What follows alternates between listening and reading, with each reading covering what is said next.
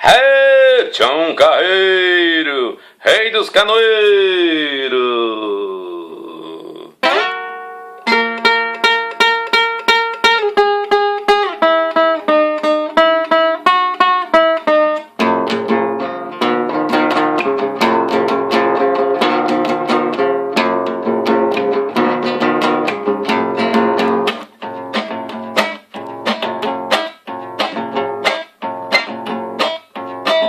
Segunda-feira de tarde, tava caindo garoa.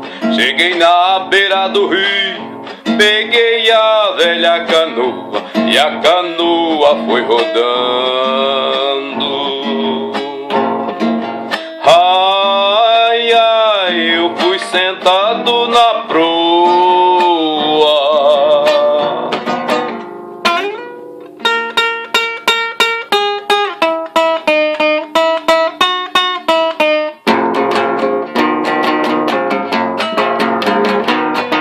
Salve, Tião Carreiro!